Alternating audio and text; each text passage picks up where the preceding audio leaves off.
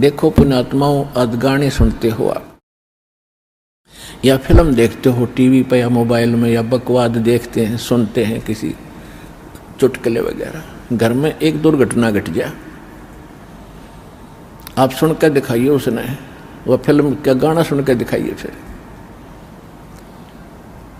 तो ऐसे गंदे लोक में हम ये गाने सुने और सुनाएं, गाने गाएं, यहाँ तो रोना पीटना है सबका। और इसमें भगवान की भक्ति साथ लेकर और इस मालिक की आरती दिन रात करो, भगवान की भजन दिन रात करो। ठीक है, कोई दुर्घटना घट भी जाता, मालिक की भजन नहीं छोड़े, आरती इसी तरह करता रहे, इसमें बिल्कुल बंद नहीं करें। क्योंकि दुख हल्का भगवान ही कर सकता है, उसको रोते रोते भी मालिक ने याद करे। तो कहने का भाव ये है कि इस गंदे लोक में हम भूल जाते हैं, किसी के घटना घट गई, हम एक औपचारिकता करने जाते हैं वहां पर। अगर वो हमारे आया था और हम नहीं गए तो वो दुख मानेगा। बस वहाँ थोड़ी सी देर बस पूछ लेते हैं कैसे हुआ, क्या हुआ, बहुत बुरा हुआ, बाहर आते फिर वो सैर सपट्टे अपने जो के तो रहते। जिसके लागे सो तन जाने, और यह सब के लगेगी, किसी के पहले लग जाएगी, किसी के बाद में लगेगी। यहाँ तो कोई नहीं बचेगा इस मार से, काल के कोल्लू में सब पड़े हुए हैं। और एक दिन इसके पाठ के नीचे आपने आना पड़ेगा। परमात्मा कहते हैं चलती चक्की देख के और दिया कबीरा रो, और दो पाटन के बीच में साबत बचा ना कोई। चक्की के बीच में चक्की चल रही है पत्थर की, उसमें कणक डाली जा रही है। कहते दो पाटों के बीच में, इस काल और माया के बीच में आपको पीसा जा रहा है, इसमें साबत कोई नहीं बचेगा। फिर कहते हैं कि किले से लागा रहे ताका नाश न हो।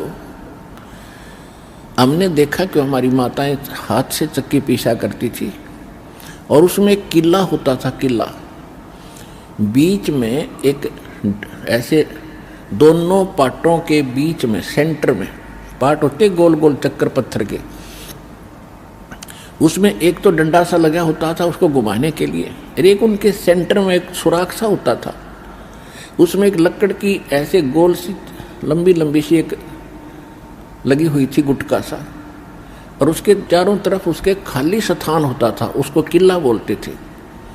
अब जो कणक उस किले में पड़ गई वह तो ज्यों की त्यों रहती थी,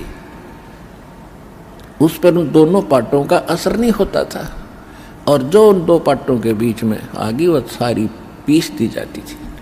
तो यहाँ परमात्मा कहते हैं किले से लागा रहे ताका नाश ना हो।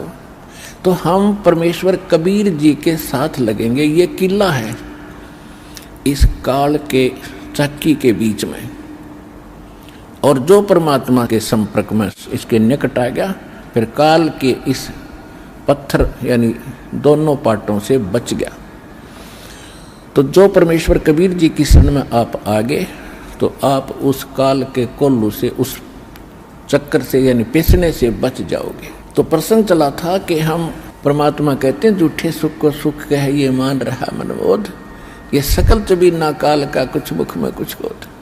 तो परमात्मा ने ये आग पहले नहीं लगने दी शिक्षा की, और कितना प्यार, कितनी अधीनी, कितनी विनम्रता।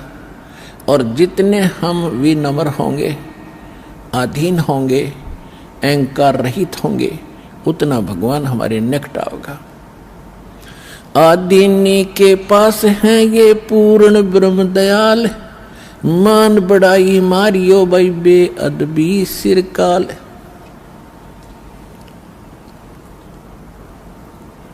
अब जितने हम विनम्र रहेंगे परमात्मा उतना ही साथ देगा। हम अहंकार प्रयोग करेंगे भगवान कोसों दूर चला जाएगा। तो इस प्रकार हमने परमात्मा से लाभ लेने के वो सभी फार्मूले अपनाने पड़ेंगे, जिससे हम परमात्मा का पूर्ण लाभ प्राप्त कर सकें। अब जो प्रसंग चला था कि इस 21 ब्रह्मांड में परमात्मा कहते हैं हमने कोई सुखी प्राणी नहीं देखा,